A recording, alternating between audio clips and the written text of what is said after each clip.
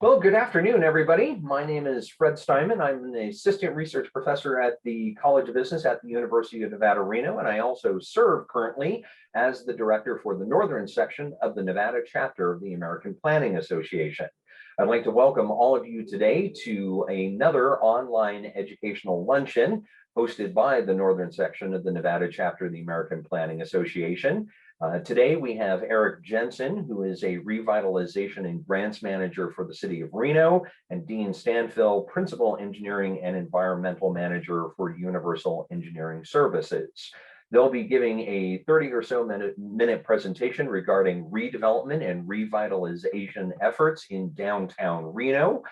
During today's presentation, I do ask that you keep your microphones muted, as this session is being recorded and will be made into a webinar and posted on the Nevada chapter of the American Planning Association's YouTube channel. And of course, I'll make sure that all of you get the link to that video once that video has been produced and posted on the chapter's YouTube channel. And before I turn it over to Aric and Dean for their presentation, again, there will be time for question and answer and discussion at the end of the formal presentation. But if you do have questions and you don't want to forget them, just go ahead and put them in the chat box, and I'll be sure to pass them along to Aric and Dean. And of course, you'll also have an opportunity to directly ask your questions at the end of the formal presentation.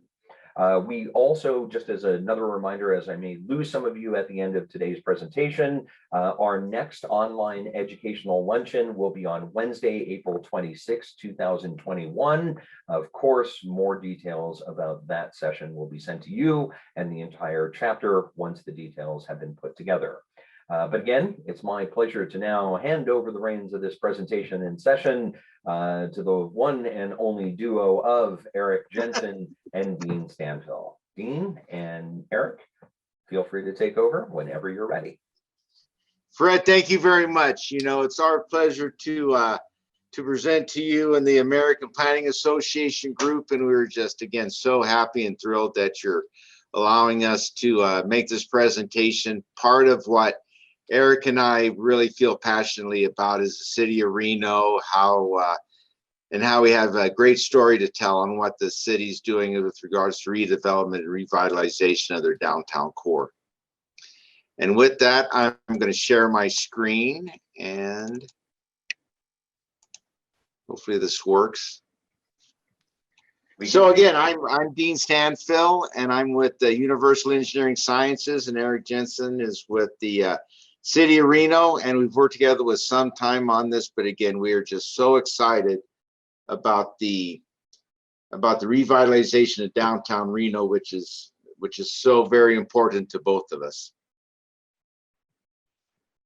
You know, we have coalition partners. I mean, certainly the City of Reno part, I think what's going to make this program and what has made this program so successful is the team of folks that we have working for us. So the City of Reno is one of the coalition partners. Joining the city is the Community Foundation of Western Nevada. If you folks are unfamiliar with the Community Foundation, I would suggest you look up their website. They do some absolutely marvelous things to help the community, not the least of which is the village at Sage Street, providing transitional housing, but an absolutely outstanding group of people. Also the Redevelopment Agency of the City of Reno and EPA Region 9.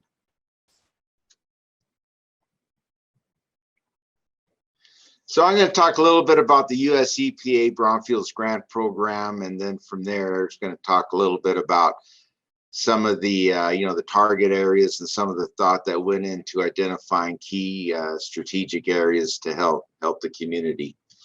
The US EPA Brownfields Grant is a competitive process. The City of Reno had to write an extensive grant application. Part of that grant application is to identify the needs of the community, identify certain challenges, and identify how the city's going to go about, well, the city and the coalition partners are going to go about achieving those goals. Again, it's a very competitive process. I don't know the exact numbers. I'm thinking that out of maybe 100 people that apply, probably 20 people are awarded the money. And it's a very difficult grant to obtain, but the City of Reno and the coalition partners did a great job in being able to obtain the funding. So the US EPA awarded the City of Reno and its coalition partners $600,000. This $600,000 again is used specifically to help revitalize the downtown corridor. As I discussed, the coalition partners consist of the City of Reno, the Community Foundation of Western Nevada, the Redevelopment Agency of the City of Reno, with support and guidance of EPA Region 9. Part of it is the EPA Region 9 provides a lot of latitude to the city in the manner in which they exercise this grant, and they are truly providing again, assistance, support, and guidance. And I guess stepping back a little bit, unlike a lot of grants perhaps, but US EPA Region 9, the focus of this whole program is to result in successful redevelopment. So they're not looking at, bits and pieces. At the end of the day, they want to see a wonderful community-driven redevelopment of the downtown area. And Eric's going to go over some great examples of what actually has been successful so far. Again, the goal and purpose is to facilitate that new development and reuse of existing development by funding environmental investigations and planning within the context of the appropriate uses. So many times, and I know that some of you folks have been, in the downtown Reno area, you have certain properties, maybe they're somewhat dilapidated, maybe they're, certainly not being used and utilized for their, intended purpose.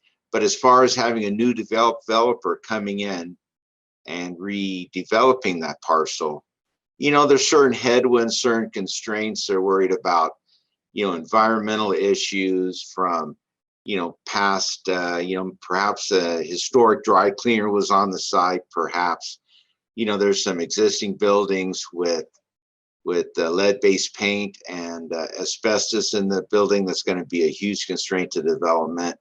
Maybe there's some questions as far as, well, where is the backbone infrastructure? Is the infrastructure sufficient to support this, this development? Is the planning, is the zoning correct? This grant helps provide all those answers, and the idea is for it to help kind of stimulate the development of these areas where there may not be any developer interest previously.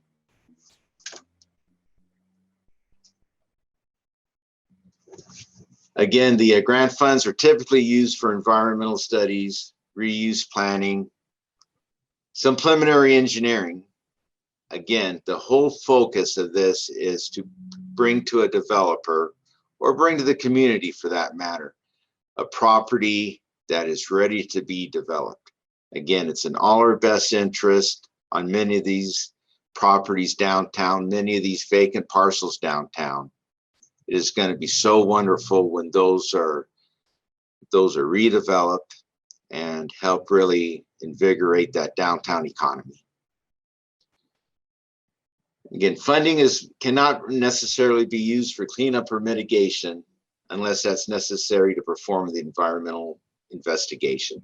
There are some rules, but I would tell you that the EPA is very, very conscious of helping communities develop these properties. Both public and private development is eligible. I mean, part of the thing, certainly the city can develop parks, they can develop civic projects, but also if you have a developer that comes in and says, I'm really interested in doing some mixed use housing in the downtown corridor, we can help, or the fund can help identify those properties and clear those properties from an environmental standpoint. So that takes perhaps part of the stigma away from those properties. And again, helps, really helps focus and make that development or the potential development a reality. The City of Reno administers the grant. Aric Jensen, who is going to be speaking soon, is on the line. You have his contact information there. And also Jeff Limpert. And again, we're working on developing various checklists, various applications, so that if any of you know of any potential development or property in the downtown area that you would like to investigate if this grant might be appropriate and applicable to that property, those are the folks that you would, reach out to. And as a team, we would look to see how we can best help you. And with that, I'd like to turn it over to Aric Jensen, and he's going to talk a little bit about, the target areas, where these properties are, help tell the story about some of the successes of the City of Reno so far, and some of the challenges ahead. And with that, I'd like to introduce Aric Jensen with the City of Reno. Thank you, Dean. I appreciate that. Very happy to be partnering with Dean and with Universal Engineering.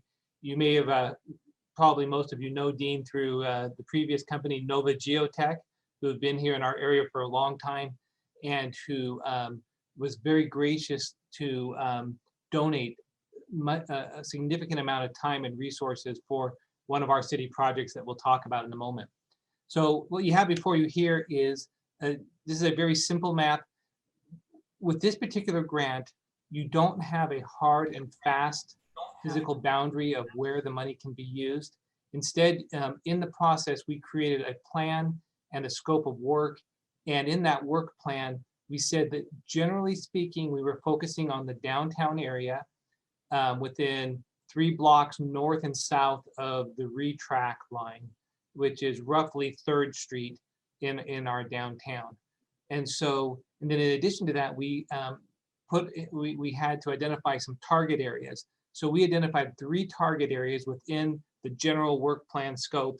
One, the east site is over near Wells Avenue. So if you know where Wells crosses the river and retrack, this is the area immediately east of that, where the city owns land, and there's also privately owned land. Another area is the area around our downtown, around our ballpark. So the large parking lot area that's part of the ballpark on both sides of 2nd Street and the areas immediately surrounding it. That's what we call our central priority site. And then our west priority site is, again, adjacent to retrack, or retrack bisects it. This is a mix of city-owned land and privately owned land. Much of this land the city acquired when we built retrack. We had to acquire this extra ground as part of the shoe track alignment. And so we became the de facto, well, we became the owners of it. And so now we are in the process of selling that ground. And of course, there is both imagined and real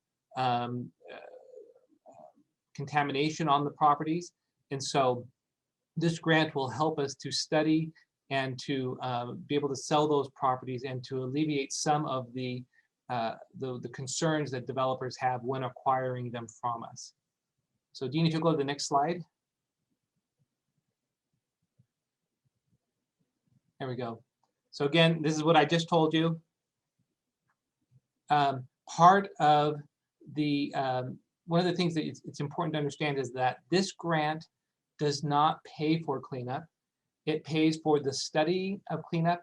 It pays for creating plans to clean it up. It pays for working with, for marketing properties potentially, but it doesn't pay for the actual cleanup. So the way it works is EPA likes communities to get these grants and to go through and identify the properties that need to be cleaned up or that have issues, and to create plans or strategies for developing those properties. And then once that's done, then they like you to come and apply for the actual grants to do the cleanup. So this is sort of a precursor It helps you get your foot in the door. It helps EPA, feel comfortable that if they award you a cleanup grant, that it's actually going to work, that you're not going to sit on the money or you're not going to use it for something that is not productive. Because as Dean said, their goal at the end of the day is they want to have projects that are built. And the reason why they want projects built is because it helps them to go back to their Congress people and to others and to say, we need more money. Fund us again next year because we did these great things. You gave us money and we did what we told you we would do with it. So fund us again.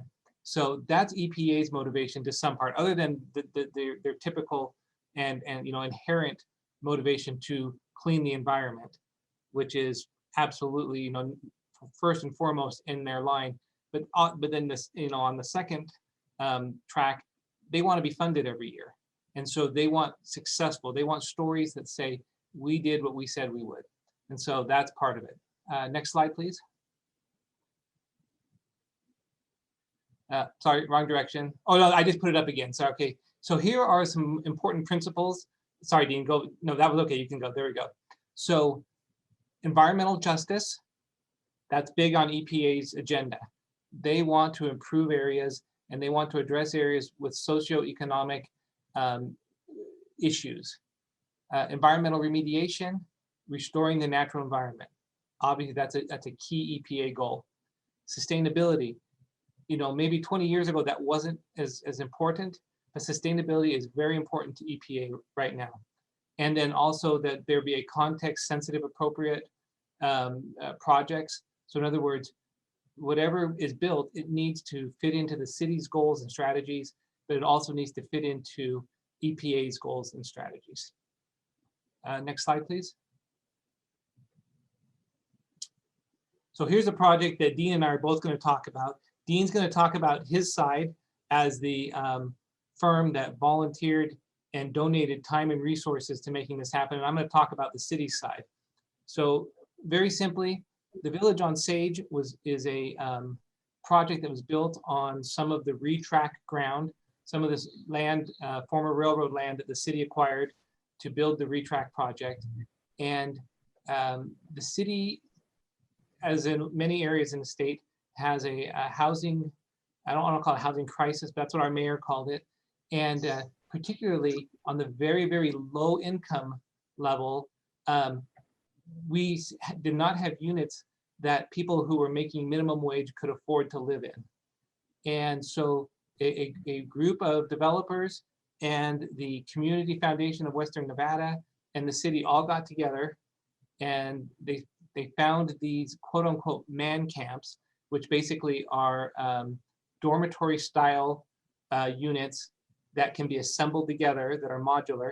They found them in Wyoming. They had been part of a gas oil exploration area. They were not being used. They were in excellent condition.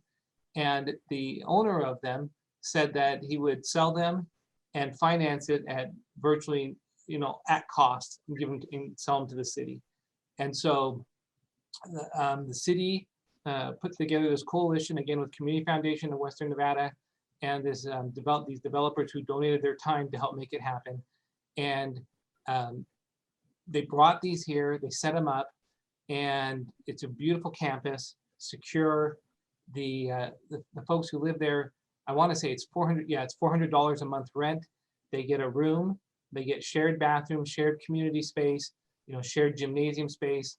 Again, secured gated parking for their vehicles, and so people who are making minimum wage can live here, and they can afford the rent.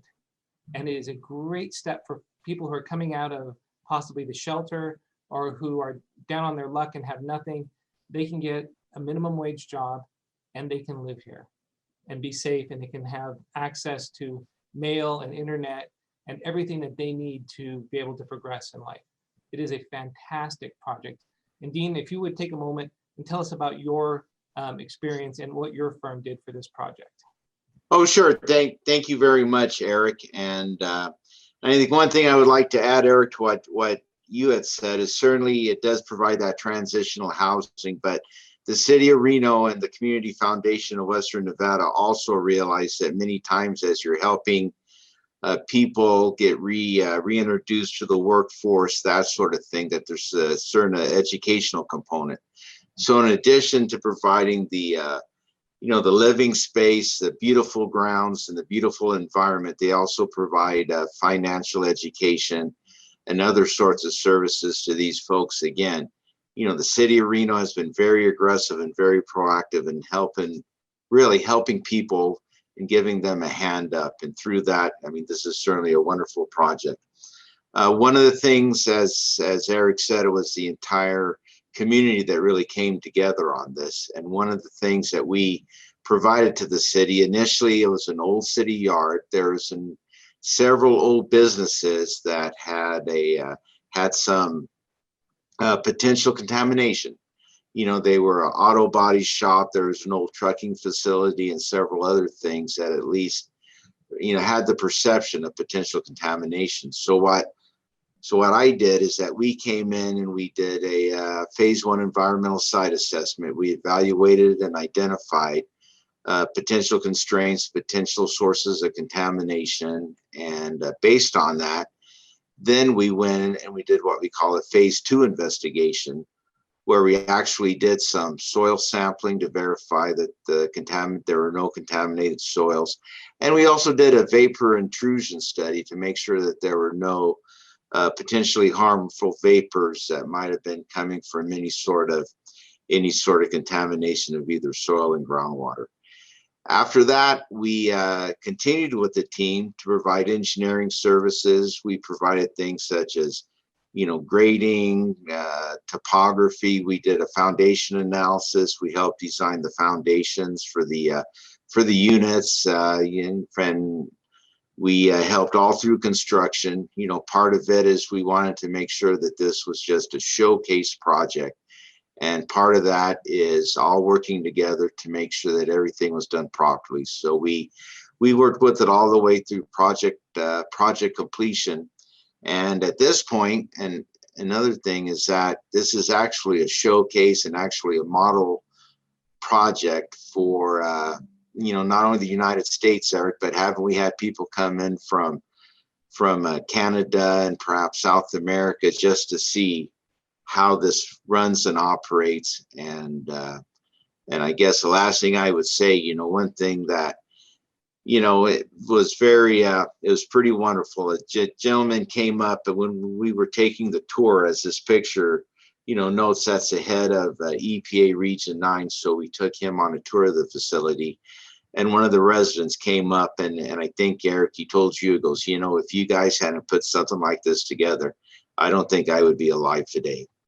And I tell you what, that in and of itself just kind of brings tears to your eyes. But that was the most wonderful moment ever. That was one of the biggest moments I know in my professional career. But again, those are the sorts of things that this grant, especially under the stewardship and leadership of the City of Reno, has been able to do. And with that, I'll turn it back over to you, Aric. Thank you, Dean. And let me just add that Nova Geotech, Dean's firm at the time, donated all of their time, 100%, for this project, and the community is so grateful to them for that. So, Dean, we thank you. And if you would go to the next slide, please. Okay, so again, so these next 3 slides are these 4 points we talked about. And so environmental remediation, one of the things that we have done in the city, we undergrounded or we submerged, or we buried, as we call it, the railroad line that went through downtown. And that involved removal and mitigation of hazardous materials. And the city is also working hard on heat island mitigation. And those are all values that this particular grant espouses. Again, because this is an EPA grant, when you come with projects, these are the kinds of things that they're looking for. Next slide, please. For those of you who are not familiar with it, last year or the year before, the city adopted a new downtown streetscape. Again, part of that, the goal was to bring to reduce the heat island effect, to bring nature and quote unquote green growth into the downtown area. One of the things that we did is we found a strategy to install these underground root cell systems so that we can put large scale trees. We have a 1 through 5 category of tree size, and these underground root cells will allow us to install what we call category 4 and 5 street trees. So if you can think about how big a sycamore is, that's the size of tree we can now put in our downtown without the sidewalk upheaval and the root intrusion, and without them dying as many of our trees have in our downtown area. In addition to that, walkability, again, sustainability, walkability is a big thing that EPA looks for. Next slide, please. Again, context sensitive. Some of the projects that we have built in our downtown that are context sensitive, the Reno Event Center, the bowling stadium, although it's not my favorite building downtown, it is massed at least to the right size for our downtown. One of our goals, or some of our city's goals, is to increase the walkability and the pedestrian activity in the downtown. And this grant, again, promotes that. That's specifically one of the things that EPA is looking for. Next slide. So our challenges: affordable housing.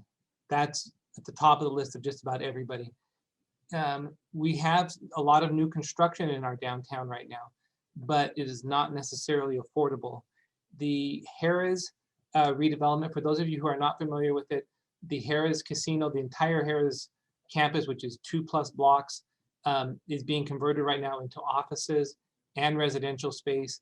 And we took a tour of it last week with the contractor, the project manager, and at this point they're proposing a grocery store.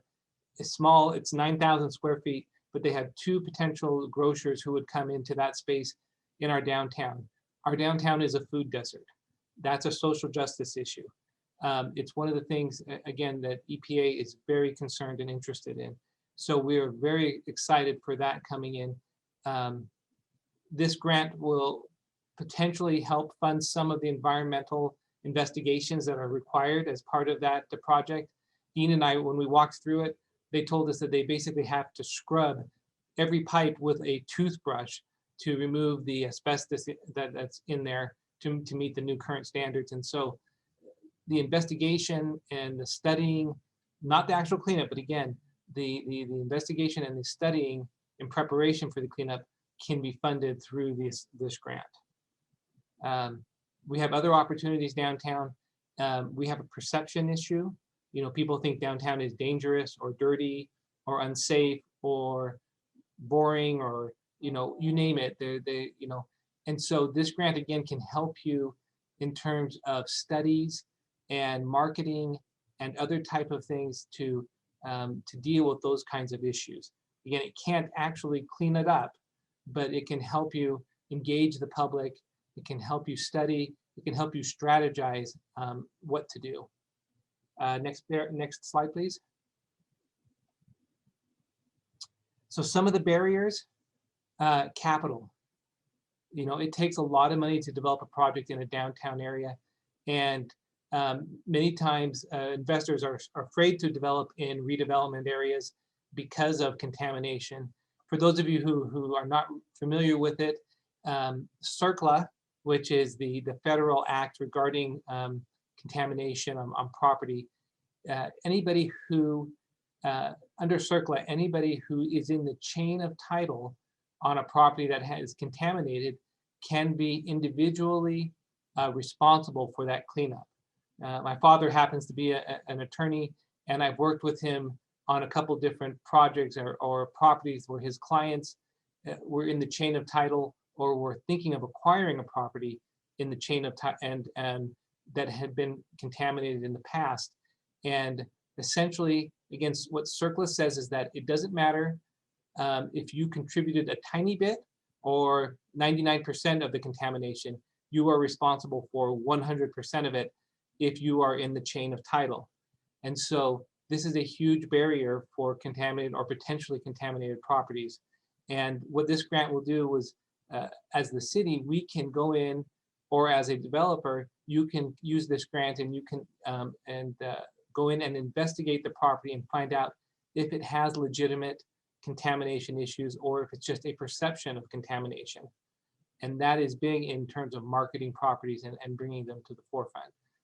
As the city, when we are selling our properties that we own downtown, and for us to be able to hand the potential buyer a phase 1 or a phase 2 investigation and say, this is the contamination, this is what it will take to remove the contamination, and once you do this, EPA will sign off that this is a clean property.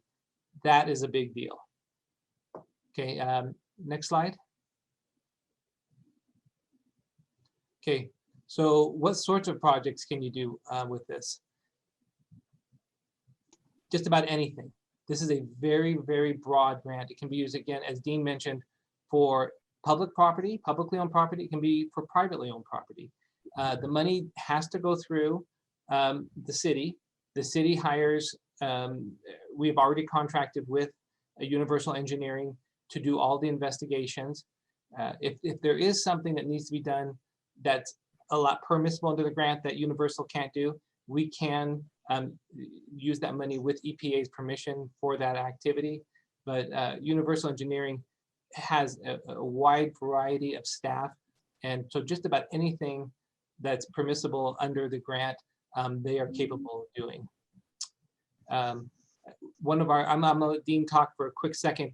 They did the phase 1 investigation for the city's super shelter, which is located, I call it the armpit of the I-80 and 380, but it's basically, it's the southwest corner there where the city has acquired in excess of, I want to say it's 17 acres of land, including the old governor's bowl, and is building a large, multifaceted shelter with facilities to assist people, not only just simply staying the night, but to get a leg up in life. And so, Dean, if you would take a second and tell us a little bit about how your firm's been involved in that.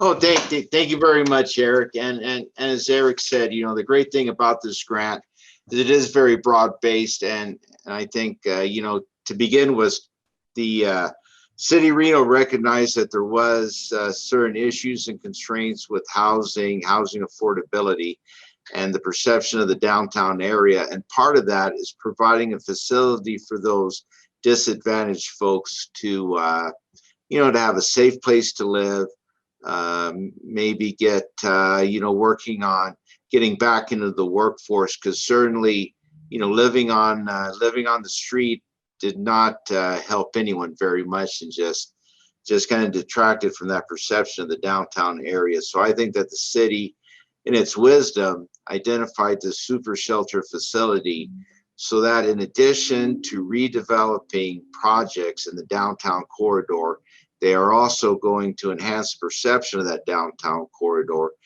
by providing a safe and healthy location for those residents to live, so that they don't have to, you know, reside on the, you know, on the streets in an unsafe and unhealthy manner. So what our firm provided was we did a phase 1 environmental site assessment. We identified various underground storage tanks of that property. We identified the potential for asbestos-containing materials and lead-based paint as part of the phase 1 investigation. Again, not in the phase 1 does not do any field work necessarily. It does not quantify or specifically say that there is contamination. It just identifies that there's a potential for that contamination. Then we are in the process now of getting approval through US EPA to perform the phase 2 investigation, which will actually involve the sampling of the asbestos containing materials and any lead-based paint. We're going to do some subsurface investigation. We're going to evaluate the potential of any vapor intrusion into the new, you know, into the new housing areas. And then depending upon what we find, then we're going to work along with the city and EPA and identify funding sources through US EPA or other agencies to help provide any cleanup that might be required. And I think that and the wonderful thing about this job again is, in fact, I gave a tour to another developer of some of the retract properties, and he noticed that there were quite a few indigent folks along 4th Street. And he said, well, what's the city doing? And I said, well, this is a plan, is that the city is very proactive, again, providing a safe and clean place for the people to live, which in turn is going to completely change perception of the downtown area and completely change the perception of the development community, which is going to attract more development, more tax dollars. And I think it's just going to create an absolutely fabulous downtown area for the city of Reno. And again, and this grant is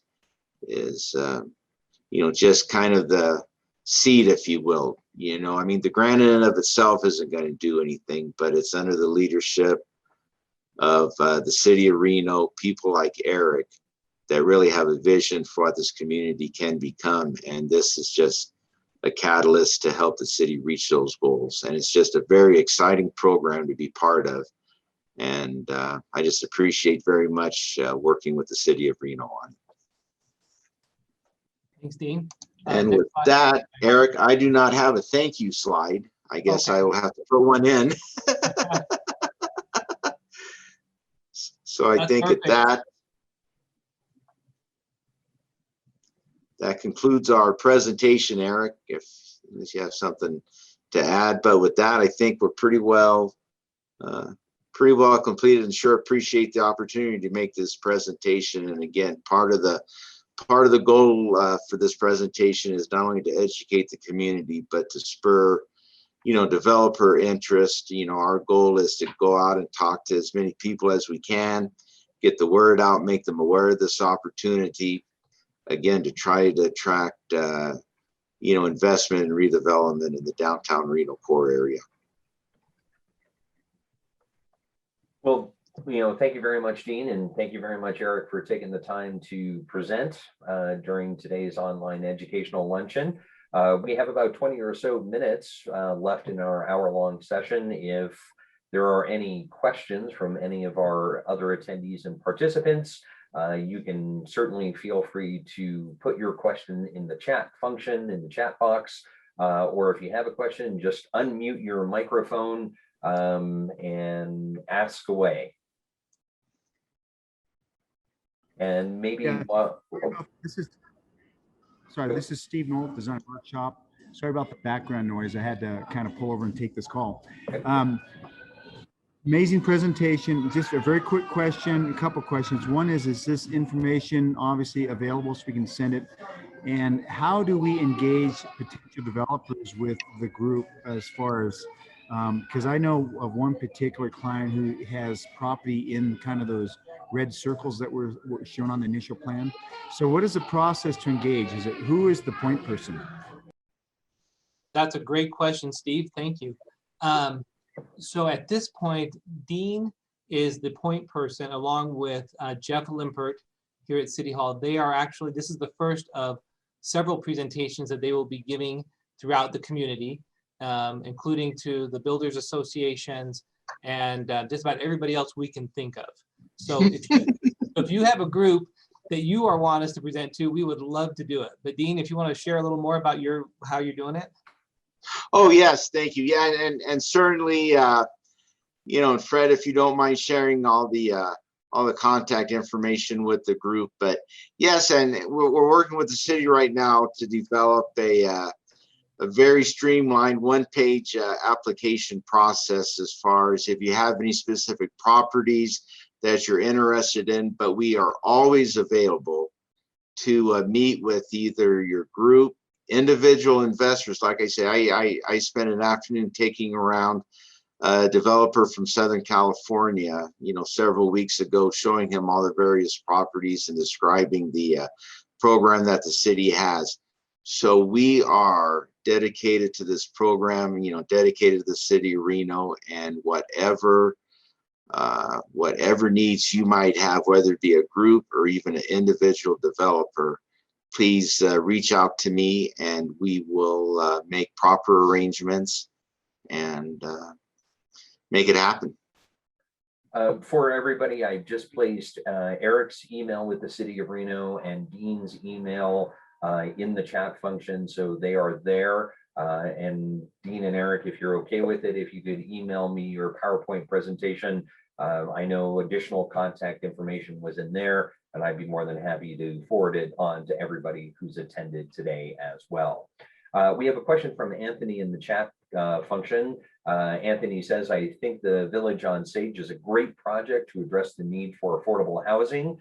Prior to this venture, was the City of Reno already involved in public housing? And secondly, is the city actually managing the property? Great question. Thank you, Anthony. The answer is, prior to this, the city was not directly involved in public housing. And in this particular instance, we're not directly involved in managing it. Our contractor who manages our homeless shelter is also managing this project for us. So we do not, this is not something that we are skilled at, and we do not have the tools to do this. We rely on the Reno Housing Authority or on our contractor to do this for us. Thanks very much. Another question from Scott Carey, and as an FYI, Scott will actually be presenting at our next online educational luncheon for Wednesday, April 28th. So make sure you mark your calendars. But of course, Scott thanking Aric and Dean. His question is, what is the city going to do with the old RTC City Center facility downtown? And for those of you that may not be familiar with the downtown, that is I think it's a half parcel immediately west of the Reno bowling stadium in downtown Reno. Correct. Thank you, Scott. Good to see you. We haven't talked in a while, but thank you for listening in today. Very briefly, we thought we had it sold. We went through an RFP process about 2 years ago, and a very capable developer came in and wanted to build a hotel there with main level retail, and they were going to connect the hotel to the bowling stadium, and they were going to allow the bowling stadium to fulfill its original purpose, which was to be actually a multi-purpose sports facility where you could have a floor that was interchangeable, that would overlay over the bowling lanes, where you could have basketball, volleyball. I mean, Fred can tell you, Fred, I think, was with the city back when it was originally done, and he can give you all the backgrounds, what the original intent of that was.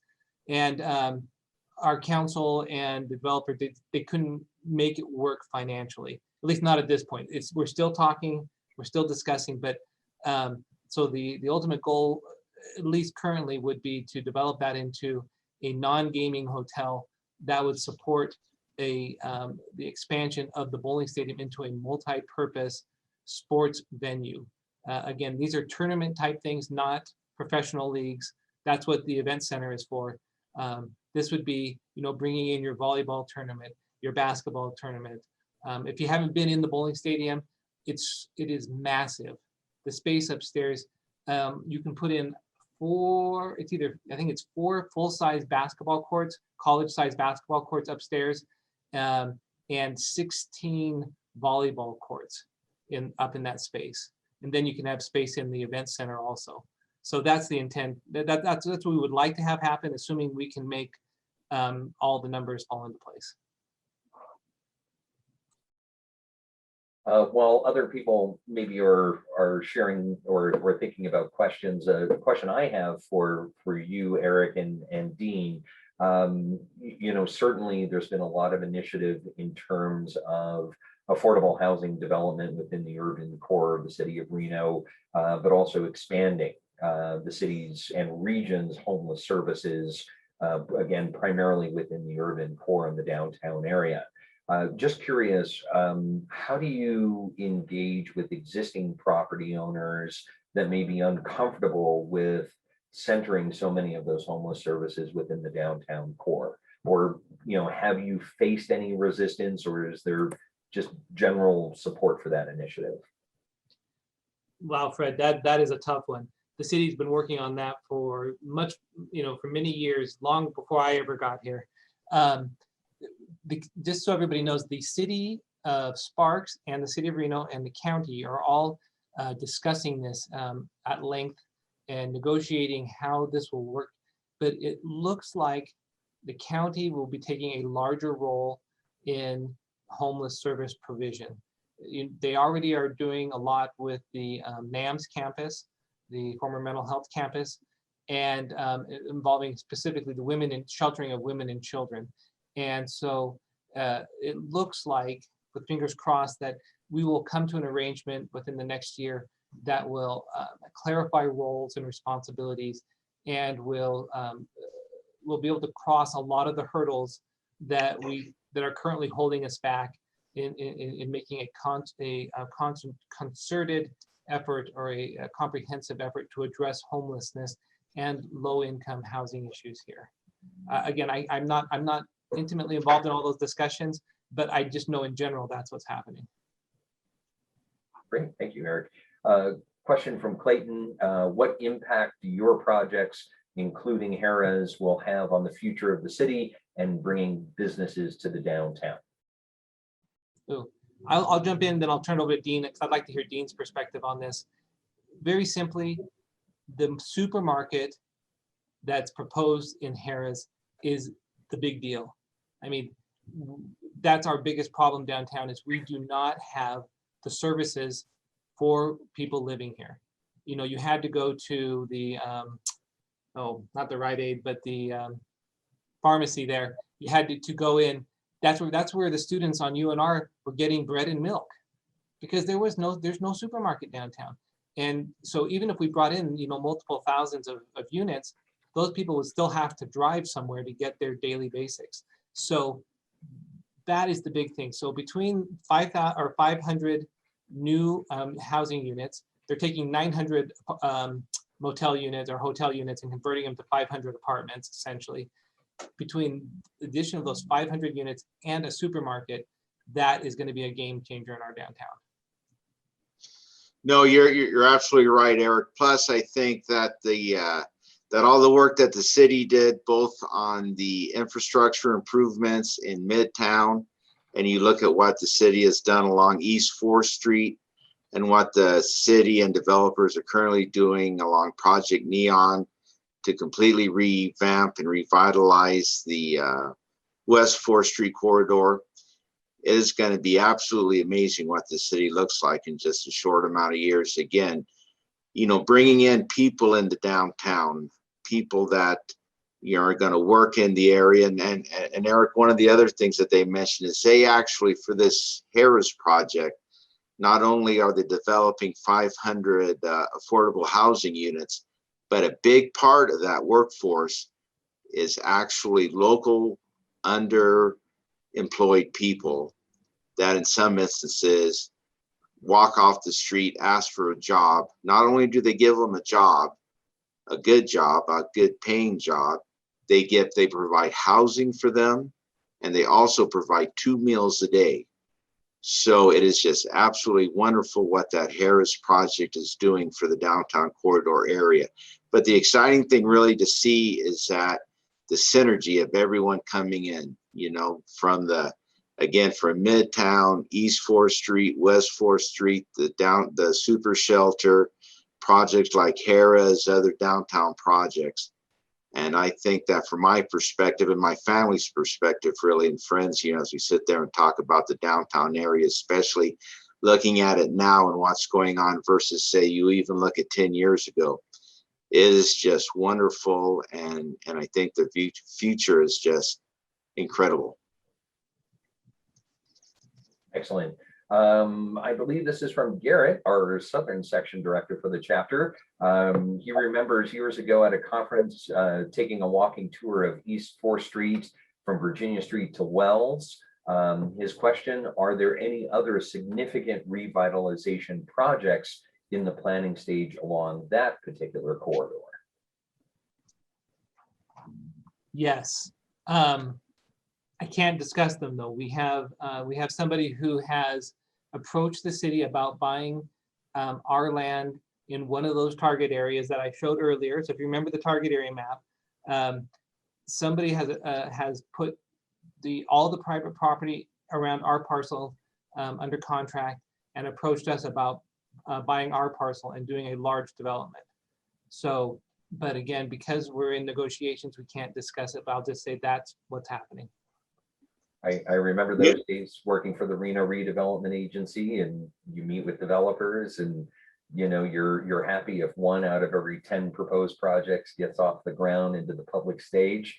Right. But that is the process. That's behind closed doors yelling at each other. Dean, sorry, I cut you off.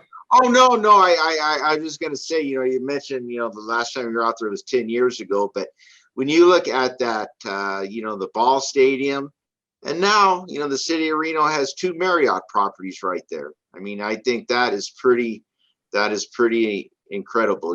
Both those Marriott properties are absolutely gorgeous. And then, but the work that you've, done down there already, there's a good, there certainly is a good, a good start and a good cornerstone to all that with those really 3 hallmark properties down in that area.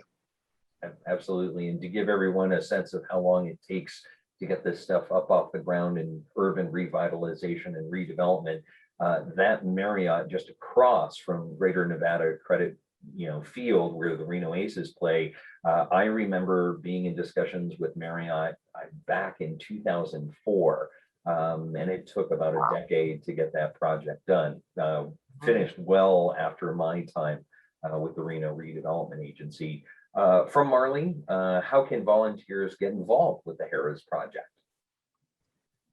Ooh, I don't know. Dean? Yeah, why don't you take that one? I was just thinking, because if you reach out to me, I will put you in contact with the project manager and who's overseeing that entire project, and we will engage and we'll ask him together and see what opportunities exist. Again, very gracious folks over there. In fact, they're very proud of how they are engaging the community on that project. So I'm sure that there's probably some opportunity someplace, but reach out to me. I will engage the folks over there at Lux doing the work, and we will find out together. And again, I've just reposted Dean's and Aric's email in the chat function, so their contact information is there. I think we have time for maybe about one more question. Chad asks, are there parameters around what qualifies as a, quote, perceived contamination? Couldn't any previously developed property be perceived as potentially, I guess, contamination is the last word there? Yes, Chad, thank you. The answer is yes. That's Dean previously mentioned that we're going to be putting together a application, a brief application, because that is correct. And so we will need to go through and individually look at each proposal and make a determination whether or not it qualifies and whether or not it fulfills the goal of the EPA grant, because obviously the money is constrained. So yes, you are absolutely correct. And we are working on that right now to determine what that criteria will be. Excellent. Dean, anything to add?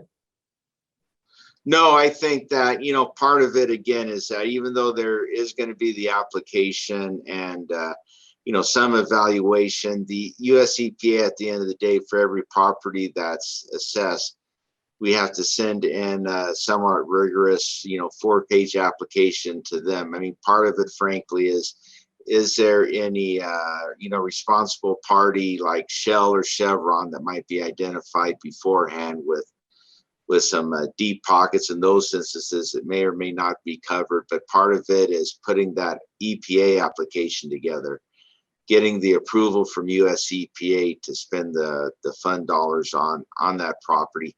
I would tell you, though, that Aric and I work together and we always try to make a very good case every property again. You know, US EPA has been very helpful. They've been at our side the whole time. In fact, for that super shelter, and this is unheard of, we completed the application for the site. We turned it into a US EPA. Their attorneys and legal counsel reviewed it the same day, and they got back to Aric that night that the project was approved. And we were able to move forward and help with the assessment and helping with the city acquiring that property. But again, it's just so important to us to have great projects like that super shelter. And we're really in a position to really wanting to help the development community with whatever comes up. Excellent. Well, again, I just want to thank you, Aric, and you, Dean, for taking the time to present today. Of course, want to thank everyone who's taken the time to join us for this presentation regarding redevelopment and revitalization efforts in downtown Reno. As a reminder, this session is worth 1.0 AICP-CM credits. The event number for your self-reporting to AICP is on the flyer, but if you need any help making that reporting, feel free to shoot me an email, Fred, F-R-E-D, @unr.edu. Again, Fred@unr.edu, and I'd be more than happy to help you with that. I, of course, will get the presentation from Aric and Dean and send everyone who's attended a copy of the presentation. And this presentation, of course, will be posted on the chapter's YouTube channel as a webinar, probably within the next week or so. Of course, again, as a final reminder, our next online educational luncheon will be on Wednesday, April 28th. I think that one will be from 11:30 a.m. to 1 p.m. And of course, additional details and information will be sent out just as soon as I have that event flyer put together. So again, big thanks to Aric and Dean for taking the time to be with us today. Wish all of you a wonderful rest of your week. Enjoy the spring weather such as it is here in Northern Nevada, where we experience all 4 seasons in a 48 to 72 hour period. Thank you very much. Enjoy the rest of your week.